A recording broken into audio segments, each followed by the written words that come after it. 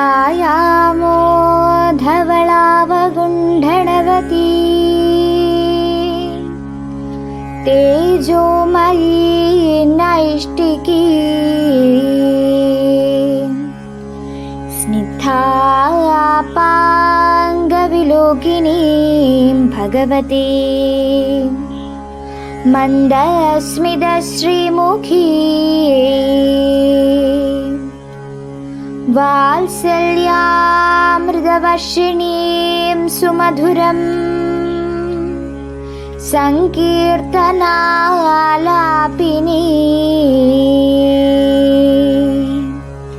ಶ್ಯಾಮಾಂಗೀ ಮಧುಸಿದ್ಧಸೂಕ್ತಿಂ ಅಮೃತಾನಂದಾತ್ಮಿಕಾ ಈಶ್ವರೀ ಗಜಾನನಂ ಭೂತಗಣಾದಿಸೇವಿತಂ ಕಪಿತ್ವಚಂಭೂ ಫಲಸಾರಭಕ್ಷಿತಂ ಉಮಾಸುತಂ ಶೋಕವಿನಾಶಕಾರಣಂ ನಮಾಮಿ ವಿಘ್ನೇಶ್ವರ ಪಾದಪಂಕಜಂ ಕೂಜಂದಂ ರಾಮ ರಾಮೇಭಿ ಮಧುರಂ ಮಧುರಾಕ್ಷರಂ ಆರುಹ್ಯ ಕವಿತಾಂ ಶಾಖಾ ವಂದೇ ವಾಲ್ಮೀಕಿ ಕೋಕಿಲಂ. ಓಂ ಹರಿಶ್ರೀ ಗಣಪತೆ ನಮಃ. ಅವಿಘ್ನಮಸ್ತು. ಶ್ರೀರಾಮ ರಾಮ ರಾಮ ಶ್ರೀರಾಮಚಂದ್ರ ಜಯ. ಶ್ರೀರಾಮ ರಾಮ ರಾಮ ಶ್ರೀರಾಮಭದ್ರ ಜಯ. ಶ್ರೀರಾಮ ರಾಮ ರಾಮ ಸೀತಾಭಿರಾಮ ರಾಮ. ಶ್ರೀರಾಮ ರಾಮ ರಾಮ ಲೋಕಾಭಿರಾಮ ಜಯ. ಶ್ರೀರಾಮ ರಾಮ ರಾಮ ರಾವಣಾಂಧಕ ರಾಮ. ಶ್ರೀರಾಮ ಮಮ ಹೃತಿ ರಮತಾಂ ರಾಮ ರಾಮ. ಶ್ರೀರಾಘವಾತ್ಮಾ ರಾಮ ಶ್ರೀರಾಮ ರಮಾಪತೆ. ಶ್ರೀರಾಮ ರಮಣೀಯ ವಿಗ್ರಹ ನಮೋಸ್ತುತೆ. ಶ್ರೀರಾಮ ರಮಣೀಯ ವಿಗ್ರಹ ನಮೋಸ್ತುತೆ. ನಾರಾಯಣಾಯ ನಮೋ ನಾರಾಯಣಾಯ ನಮೋ ನಾರಾಯಣಾಯ ನಮೋ ನಾರಾಯಣಾಯ ನಮಃ. ನಾರಾಯಣಾಯ ನಮೋ ನಾರಾಯಣಾಯ ನಮೋ ನಾರಾಯಣಾಯ ನಮೋ നാരായണായ നമഃ. ശ്രീരാമനാമം പാടി വന്ന പൈങ്കിളിപ്പെണ്ണേ, ശ്രീരാമചരിതം നീ ചൊല്ലിടുമടിയാതെ. ശാരിക പൈതൽ ദാനും വന്ദിച്ചു വന്ദ്യന്മാരെ. ശ്രീരാമസ്മൃതിയോടെ പറഞ്ഞു തുടങ്ങിനാൾ. പുത്രകളത്ര മിത്രാട്ട വിഭൂതി കൊണ്ടെത്രയും ദർപ്പിതരായുള്ള മനുഷ്യർ രാമരാമി വിജപിക്കയില്ലെന്നുമേ. രാമനാമം നീ ജപിക്കായി വരേണമേ. നിത്യം നിർഹൃത ഗുണത്രയ മാർഗായ നിത്യായ നിഷ്കിഞ്ചനാത്മായ നീ നമഃ.